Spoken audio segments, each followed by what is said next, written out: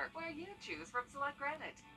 Call or come in today. Olympus Granite, 383 Tower Drive in Augusta. Hey, Brett, I think we need a jingle. What'd you have in mind? I don't know yet. Well, if you're taking something, come knock on my door. Come and knock on my door. If you're 64.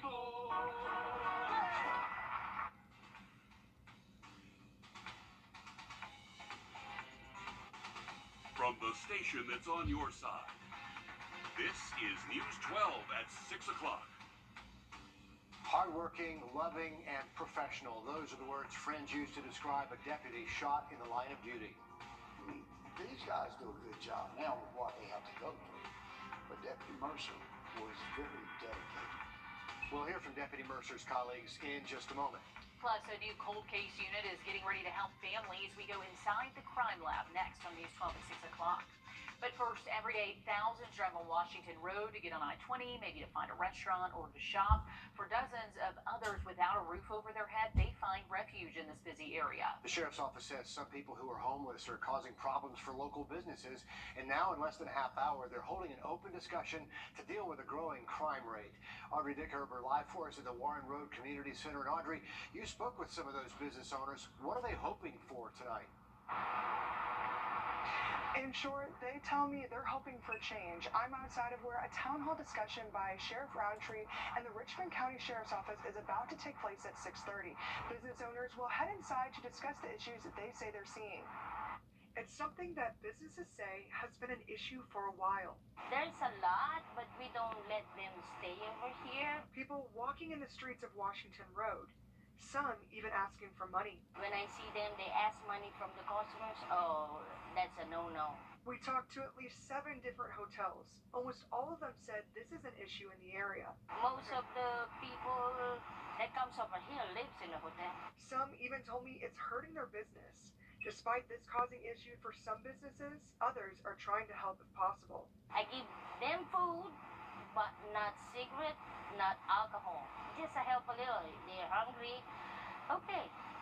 I get it on my own. I give some, but not every day. I got a big family too. But they can't help everyone. If I help them, you know when they get you do abuse you. You give them like this, then the next one they give you like this. You know what I'm saying, man? And then I stop. I talked to numerous hotels that said they will be attending tonight's meeting to discuss just how big this problem is and some potential solutions. Tonight, we will give you an update on what was discussed in the meeting. Such a layered problem that affects our entire community right now, and we'll be sure to bring you the latest tonight at 11. To weather now as we give you a live look outside. Pass over that last 7 minutes. Set your alarms for 9:43 and look towards that southwestern sky. Have an update on a little bit hotter weather heading our way this week in just about 10 minutes. Riley, thanks a lot. Tonight, Richmond County Deputy Kenneth Mercer is continuing to recover after being shot in the line of duty Saturday. Now, more friends and former colleagues are coming forward to send well wishes his way. Our Taylor Martin talked to 2 of them who say he was very dedicated to the job. Dedicated, strong, and one of the best to do it. It's the way Boomer Clark describes Deputy Mercer after working with him in the early years of his career. He was a very professional. He took his job extremely serious. Stephen Bell says after 42 years of working at the Augusta Fire Department, his interactions with Mercer were always memorable. You meet some people that are above and beyond. He was doing his job, I was doing mine. And Deputy Mercer was just one of the nicest people you ever meet. Back in 2007, on one of their first calls together, Boomer Clark realized Deputy Mercer was a team player, destined to go far in his career. Deputy Mercer came to me and said, look, he said, I don't just know what to do. I said, I can't figure this out. I said, well, we'll both put our heads together and somehow make this work. And which, in fact, we did, and they had a happy ending. As the community prays and Deputy Mercer fights, his former colleagues are confident he'll continue to push through. There are a few icons left on the Sheriff's Department, and he's definitely, he's one of them. Deputy Mercer, you're a tough boy. You're a tough old bird. You'll be all right. You're going to make it. And everyone sending their thoughts and prayers as he continues to recover. I hope he was well enough soon to take a look at some of these tributes because it's going to really make his day to see that. Yeah, the GBI is getting ready to give closure to some families of cold case victims. A new law, the Coleman-Baker Act, went into effect the first of this month. Now they'll work with local agencies like Richmond County to try and solve the growing list of cold cases. Wrdw visited their headquarters outside Atlanta to learn how they plan to do this. More than $5 million going to the GBI is helping to bring answers in cold cases across Georgia. It allows us to help and to hopefully bring some closure to some families and let the families know that, law enforcement is working on these cases and hopefully to, bring the people responsible to justice.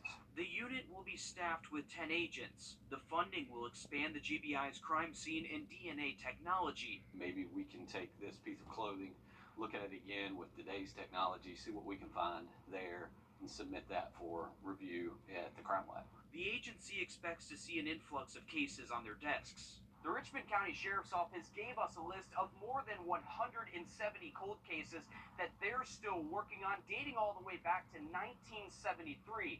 As for the GBI, they say that they have 500 to 600 cases that they're still working on. Agents will investigate, reinvestigate, and review cold cases that were initially investigated by the GBI, or the GBI played a significant role in that investigation. Anything that the GBI was not involved in initially, family will have to first contact the local agency, like Richmond County, that investigated that crime. The local agency will then conduct a review. We have plans we hope to be able to extend what we're able to do to the local agency and possibly review cases, give suggestions on cases that the GBI wasn't initially involved in. Indicator Wrdw on your side. And if you would like to submit a request, head to the GBI's website. On the first page, after you scroll down, there's a Coleman-Baker Act request form. So certain designated persons, certain family members under the Coleman-Baker Act, you can click on that and you can complete the form. The GBI asks that you do complete it in its entirety, giving as much information as you can, and submit that to the GBI. They'll review it and then get in touch with the family member. Today, a Columbia County judge ruling against Stay Social Tap and Table's owner in her fight to regain that liquor license. That means the owner, Renee Hajic, will not be able to hold an alcohol license in Georgia for the next 10 years. The long legal battle started back in October of last year. Columbia County commissioners revoking the license under the county's food and alcohol ordinance. The business fell short of selling enough food compared to alcohol. We're going to let you know if the owner decides to respond to today's ruling. The redesignation ceremony for Fort Gordon is now set. Fort Gordon, the name changes to Fort Eisenhower, October 27th. The name comes from former President and General Dwight D. Eisenhower. We're also getting a first look at the brand new Cyber Center of Excellence logo. And here it is on your screen. The ceremony for the renaming is October 27th. The redesignation ceremony, that's at Barton Field. ID card holders and invited guests can go to that, and we'll be live streaming the ceremony online if you'd like to watch it. It'll be taking some getting used to as we go to Fort Eisenhower this fall. Unsafe levels of bacteria appearing in some of our local lakes and rivers. How you can stay safe, we're on your side with a closer look. And the river is going to be one of those places you want to be with the heat and humidity only increasing for the rest of the week and a little bit higher storm chances as we head into Thursday. Update on the forecast just after the break. High of 80 yesterday. We're expecting mid-90s for the next 7. It's going to be hot, going to be humid, and a better chance for storms later into the week. Riley, thanks very much. Lake Olmsted, the Lock and Dam, South Ramp, and the Sandbar over at Riverview Park, all testing positive for E. coli. And that can happen after a heavy rain like the one we saw just yesterday.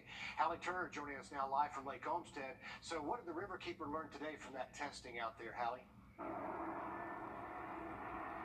Yeah, Richard, today's results take around 24 hours to get back. And when the bodies of water have E. coli levels above the Georgia Environmental Protection Division, like what Lake Olmsted currently does, the Riverkeeper says caution is key. When the sun comes out, heat rises, rain falls, and bacteria grows. We sample the same days every week. If there's a heavy rain event and the day before, we expect the E. coli to go up. Everything that is on the ground gets washed into the river. The recent swim guide from the Riverkeeper shows most of the waterways are green, but tributaries like Lake Olmsted are sky high. It was a heavy rain the day before. It hadn't rained in a while, so all the pollutants had time to build up on the ground. and all that fertilizer and animal poop washed right into the river. E. coli isn't new to Amy Colbert's kayak and canoe business. You have to educate people. When they do those tests, there's a lot of factors that go into it. A lot of people fear. I mean, they're afraid to go near the water, and, you know, E. coli will not jump out of the water at you. You can be next to the water. You can even get in the water. Clean your gear. Encourage people to, when you get out of the water, rinse off. We have a hose at the front of Outdoor Augusta that you can use anytime to wash your body, your boat, your paddle, all your gear. And swim where water is moving. So don't swim near the shorelines, you know, where the water levels are really low and the sun's been beaming down. If you're going to go swimming in the water, go out in the open where it's flowing and freezing. So right now they say don't be scared of the water, but just use caution when you get in and avoid letting your animals play in the water or drink it for right now. Really important advice, especially after any rain, not just this most recent one. But Hallie, thanks for the information there from Lake Olmsted. The city of Augusta trying to avoid raising your taxes, but some city programs may take a hit. We have new information for you after this short break. First alert. New tonight plans to cut back spending in several Augusta departments to avoid raising your property taxes. It could save around $10 million. Craig Allison live in the newsroom. So what do they plan to cut? Well, in 9 different parts, the interim administrator wants to mainly bring together a lot of spread out resources and positions that can hopefully make up for a gaping hole. 331 job openings, 34 of those that have been open for a year. Some bullet points include bringing together job positions that aren't getting filled, reduce automatically sending Augusta firefighters to non-fire related emergencies, and creating one division that addresses grass cutting and tree maintenance rather than splitting it between a handful of departments. We caught up with Commissioner Jordan Johnson and Interim Administrator Takia Douse about addressing the biggest concern they've been getting calls about with this plan. This plan to create a ground maintenance division within Central Services will keep folks accountable, and it also will increase our service delivery for our residents. So I think that folks would be excited about it and they'll get on board with it. I want to make certain that everyone understands that while they may have received their tax assessment notices recently, what I presented today does not involve a tax increase. This now moves to the full commission next week, where leaders are looking to adapt certain parts of this plan to hopefully save some money, according to the interim administrator. If adapted in full, potentially saving $10 million. Okay, that is probably news to a lot of people's ears, so thanks for digging into how some of that would work. Also from downtown, an Augusta City Committee. Taking the next step in the Big Oak Park's $1.4 million facelift. Members agreed to move forward with that preliminary and final design stages of this plan. The $1.4 million project on the corner of Wheeler Road and Boy Scout Road brings much needed and new improvements to this park. The plan includes pickleball courts, a walking trail, and a fitness area. They're going to also resurface the basketball court there. On your sideline. Sports executives grilled on Capitol Hill the pressing questions from lawmakers tonight over the PGA and Saudi-backed Live Golf. And we mentioned this earlier, we are live again at this open session of the Richmond County Sheriff's Office. They're hosting this to address crime and issues involving the homeless population along Washington Road right there at I-20. Very big turnout Yeah, there. this is at the Warren Road Community Center, and it's really packed out. It's about to start in about 5 minutes, and you can see there's a lot of seats filled. They do have some room in the bleachers in the back, but we've seen a lot of local names like the mayor, Mayor Garnett Johnson is there. Some representatives from the sheriff's office. There's the sheriff himself standing there, the marshal's office. So a lot of people kind of coming together to try to solve this ongoing problem and hopefully come up with some solutions on the table to help the homeless population, as well as cut down on the number of crimes we're seeing in that busy Washington Road corridor. Of course, we have a crew there covering this story. We're going to bring you updates at 7 o'clock and then later tonight on News 12 at 11 o'clock. For now, though, another quick check of the weather before we have to sign off. Yeah, guys, looking mostly dry this evening if you are stepping